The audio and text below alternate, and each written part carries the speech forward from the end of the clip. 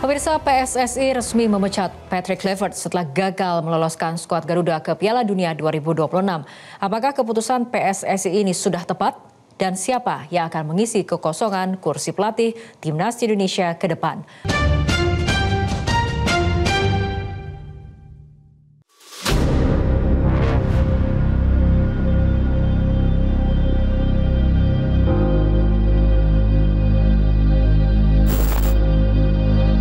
Perjalanan Patrick Kluivert di Timnas Indonesia hanya berusia 9 bulan saja setelah kegagalan meloloskan skuad Garuda ke Piala Dunia 2026.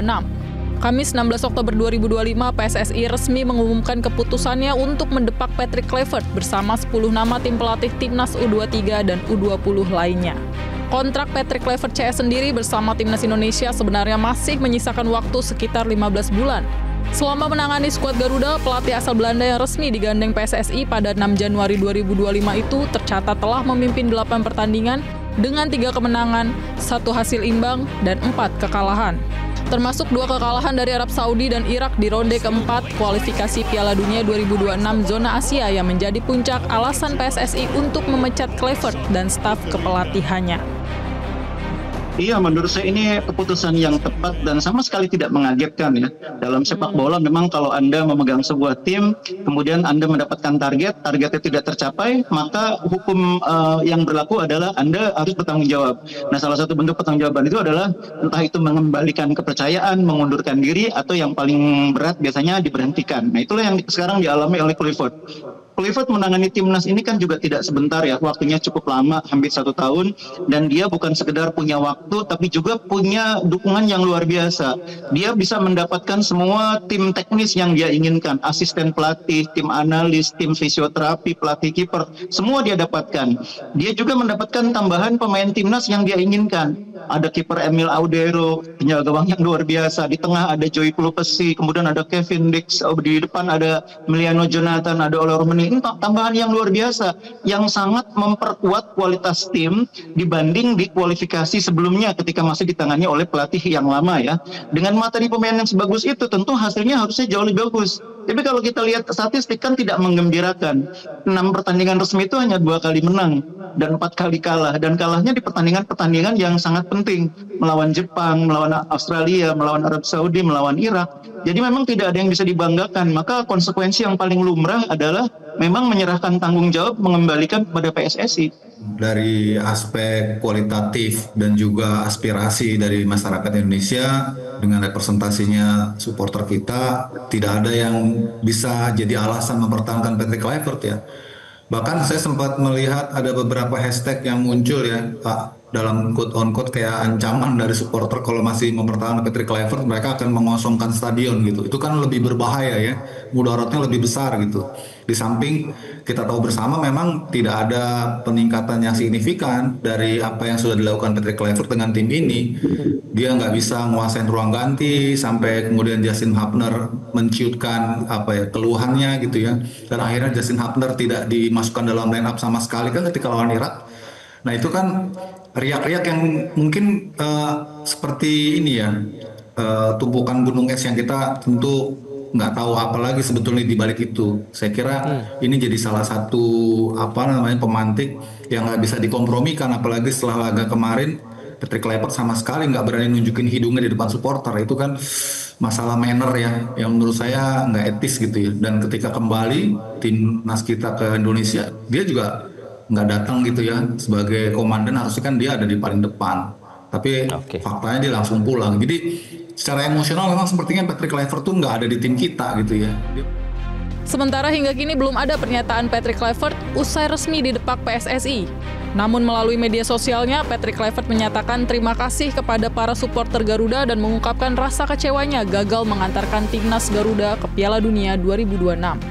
Lalu siapa sosok yang akan menjadi nahkoda timnas Garuda selanjutnya untuk mempersiapkan diri tampil di Piala Asia 2027 mendatang? Pengamat sepak bola Muhammad Kusnaini atau Bungkus mengatakan pelatih skuad Garuda yang baru tidak harus berasal dari negara tertentu, tapi mesti memiliki konsep dan filosofi yang jelas untuk memaksimalkan potensi skuad Garuda. Pengamat sepak bola Yusuf Kurniawan atau Bung Yuke menilai sejumlah nama berpeluang untuk menjadi pelatih baru skuad Garuda. Di antaranya adalah Jesus Casas. Iya, yang penting itu pelatih yang punya konsep yang jelas ya kalau menurut saya. Konsep kepelatihannya seperti apa, bagaimana dia membangun timnas, filosofinya itu jelas. Dan tidak harus berasal dari negara tertentu. Misalnya harus dari Belanda, harus dari Korea, atau dari mana. Tidak harus, siapapun bisa. Entah itu dari Brasil, dari Inggris, dari Belanda, dari Jerman. Yang penting dia punya filosofi yang tepat, konsep yang tepat untuk memaksimalkan potensi yang sudah kita punya ini. Kita tidak berangkat dari nol ya timnas ini sekarang. Sekarang timnas ini sudah di fase yang cukup bagus, yang menurut saya untuk menuju ke Piala Dunia 4 tahun lagi harusnya tidak seberat seperti sekarang. Sekarang ini kan kita bermain sejak putaran pertama lawan Brunei 2 tahun yang lalu sebelum akhirnya tersingkir melawan Irak. Itu kan panjang sekali. Sekarang saya pikir kita sudah punya fondasi yang kuat, tidak lagi seberat itu perjuangannya. Nah, yang penting sekarang siapa pelatihnya yang punya konsep untuk mengembangkan potensi yang sudah bagus ini. Plus pelatih yang punya kemampuan memaksimalkan talenta pemain lokal. Ke depan pelatih yang kita rekrut harus juga punya pemikiran seperti itu. Karena nanti banyak event di mana kita tidak bisa mengandalkan pemain diaspora. Event-event yang hanya bisa diikuti oleh pemain lokal lah, liga lokal. Tapi dengan pertimbangan masih ada Alexander Dwierf sebagai direktur teknik, saya kira dia akan banyak mewarnai pilihan-pilihan dari federasi untuk menentukan siapa nanti pelatih yang cocok dengan filosofinya gitu ya. Nah, kalau mempertimbangkan dari nama-nama yang tadi, saya kira satu nama yang nggak mungkin kita bisa pertimbangkan seperti Giovanni Van Bronckhorst karena dia kan udah jadi asisten pelatihnya Arne Slot di Liverpool ya. Itu nggak mungkin ya. Jesus Casas mungkin bisa karena ya Spanyol nggak beda-beda jauh lah sama kita gaya mainnya gitu ya. Kemudian kalau tadi ada juga asistennya Patrick Kluivert, Alex Pastoor sepertinya nggak mungkin karena di satu paketan. Kalau saya lebih pertimbangkan ke sosok yang berbeda ya. Kalau keinginan masyarakat pasti secara umum ya ingin Sintayong balik lagi gitu ya. Cuman sepertinya dengan mempertimbangkan konstelasi yang ada di federasi, sepertinya itu mereka akan sulit untuk bisa mengiyakan gitu ya. Coach STY ya kalau balik lagi, tapi sudah membantah nih. Iya, Bang UK, Coach STY. Ada juga nama dari sisi logistik sebenarnya kalau STY balik lagi itu lebih mudah karena kan tinggal terusin aja, dipulihkan aja itu terminasinya. Kan coba kita tanya teman-teman supporter. Cuman PSSI mau jaga gengsi nggak nih gitu kan? Siapa pelatih baru skuad Garuda memang akan menentukan kualitas permainan skuad Garuda di kompetisi selanjutnya. PSSI diharapkan bisa mengajak bicara para pemain senior untuk menentukan siapa pelatih barunya. PSSI harus bisa belajar dari keputusan mengganti Sintayong di tengah jalan dan menggantinya dengan Patrick Kluivert.